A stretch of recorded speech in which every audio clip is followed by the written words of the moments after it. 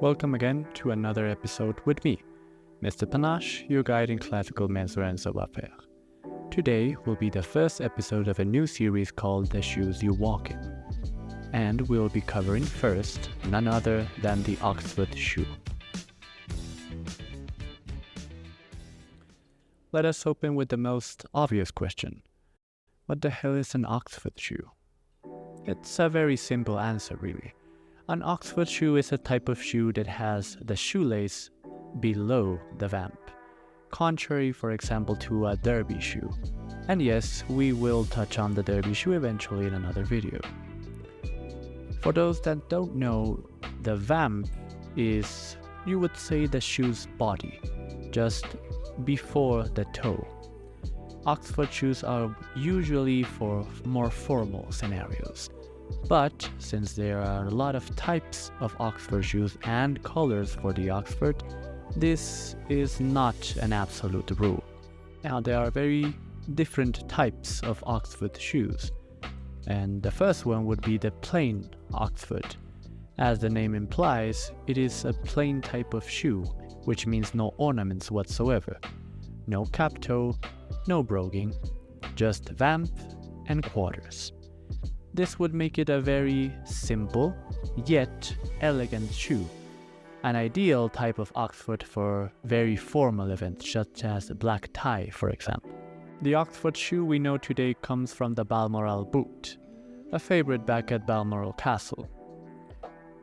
Despite the fact that it is very common in the US to call a Balmoral an Oxford, this would be a slight misuse of the term. Back in the 1800s, the Balmoral boot was fairly common because pavement was pretty scarce. And many years later, at Oxford University, students were searching for something less formal than a boot. Thus, the Oxonian shoe was born.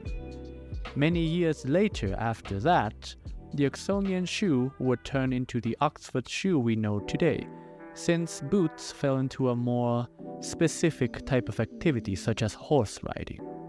We arrive at the cap-toe Oxford, perhaps the most common and popular type of Oxford. It is exactly as the name implies. There is an additional piece of leather called the cap-toe that cuts horizontally the toe of the shoe. Now, the shoe could be fully brogued, half brogued, or have no broguing whatsoever. The term brogue only implies the amount of perforations the shoe has, and nowadays perforation serves a purely aesthetic purpose. And the higher the amount of broguing, the lower the amount of formality. My personal favorite, the Wholecut Oxford. It is a beautiful piece of shoewear because of the lovely colors that patina can have. The Wholecut Oxford is made by a single cut of leather, just with a very small cut on the very end of the shoe.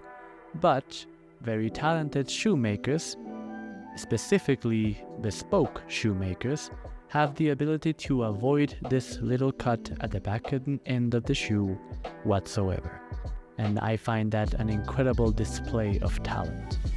The most beautiful shoes, Wholecut Oxford of course, I've ever seen come from shoemakers such as Graziano Gerling, Corday, Yohei Fukuda. They have an amazing ability to produce quality shoes. So please feel free to check their work in the links down below. I'm sure you'll find it greatly entertaining. Wingtip Oxfords have a very specific type of toe cap that extends towards the side of the shoe called wingtip. The steeper the wingtip, the more elongated your foot looks, if you have particularly short feet. This goes the other way around as well. If you have too long of feet, in that case you will want a more reduced wingtip. That way your feet look shorter.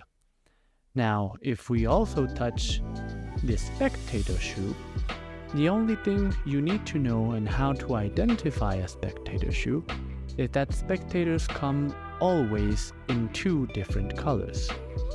And I have seen lovely spectator shoes from J. Fitzpatrick, which I will also link down below, that way you can check out his work.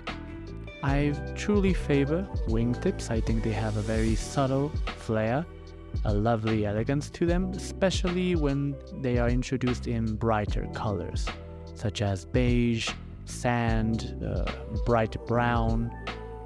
It contrasts very well because the second color of the spectator is usually white, but it doesn't have to be. Investing in quality shoes will definitely pay off in the long run. And what better place to start than with a lovely pair of Oxford shoes? They don't have to be black. You can indulge in navy, even a light colored suede for added panache.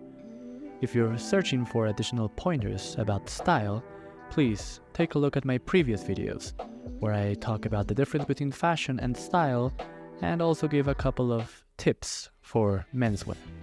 I'm Mr. Panache, your guide in classical menswear and savoir-faire, and I'll be seeing you next week.